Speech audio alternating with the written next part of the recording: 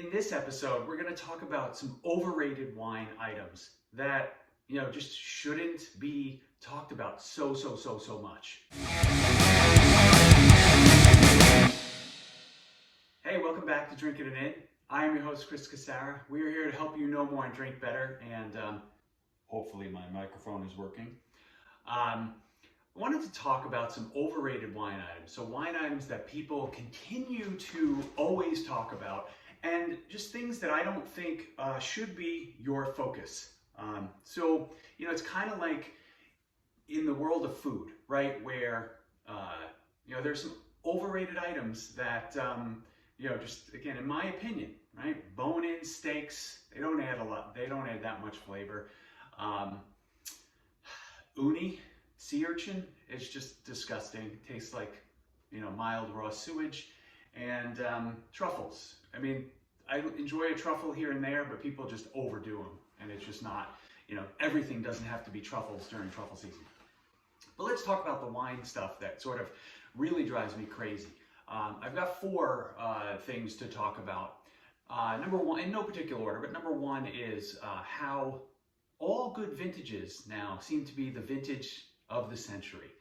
And I think while vintages do matter when it comes to buying wine and being able to select wines without necessarily making, having to do a lot of work, right? In a great vintage, you can more or less buy anything and it'll just work out. I feel like every time a certain vintage comes out that is any good, it gets touted as the vintage of the century. And that's just kind of annoying. Bordeaux went from 2005 to 2010 to 2015, and then 2018, 19, 20. They're all like these amazing vintages, the vintage of the century. Let's just let's stop using that term. Maybe just call things a good vintage. All right, number two on my list is food pairings. You don't always have to talk about wine along with food pairings. Not every wine needs a food pairing. And that's part of why people don't drink as much wine as other spirits, right? People are more interested in cocktails. They're more interested in a beer. They're more interested in other, hard spirits, whiskey, for instance, because you don't need food with them. But yet when we talk about wine, we always talk about wine and here are some food pairings. Now, I will still do videos where when I'm talking about a wine, I'm going to talk about certain things where it makes sense and I'm just thinking of, oh, okay, this burger just entered my mind because I'm drinking this Malbec. But I can just as well pop a Malbec on a Tuesday evening after dinner, before dinner, without really having any sort of thought about what the food is going to be. Number three, serving temperatures. Now, I agree in principle that you don't want to serve wine too cold. You don't want to serve a red wine too cold, right? You don't want to serve a white wine that maybe it's not ideal to serve it at room temperature. But when people start getting too fine with the temperature recommendations for a given wine, that drives me crazy. It's like this wine should be served at 67.3%, and it's like, come on, 67.3 Fahrenheit. It's like, come on, what are we doing here? Like, let's not overthink things. So this goes back to the food pairing thing that drives me crazy is also the serving temperature. Let's not go crazy about serving temperature. And the last thing on my list is something that I've forgotten. Let me go back to my notes. We're doing this live.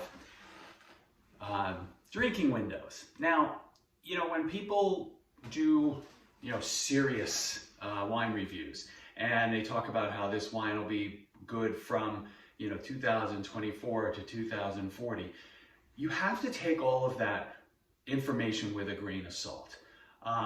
Nobody knows. I don't care how much experience you have. Nobody knows within any sort of, real specificity when a wine is going to be perfect. Again, you can use lots of information and lots of knowledge to say that this particular wine is something you want to let sit for 5 years and then drink over the next 15. Like those types of recommendations I think make sense. But when people try to get really fine with drinking windows and be like, don't drink this wine for the next 3 years, it's going to be best after 2030, I think you have to take that stuff with a grain of salt. We have to get less specific around wine and make it more about the experience, and just, welcome people in. Don't make them feel like they're being excluded.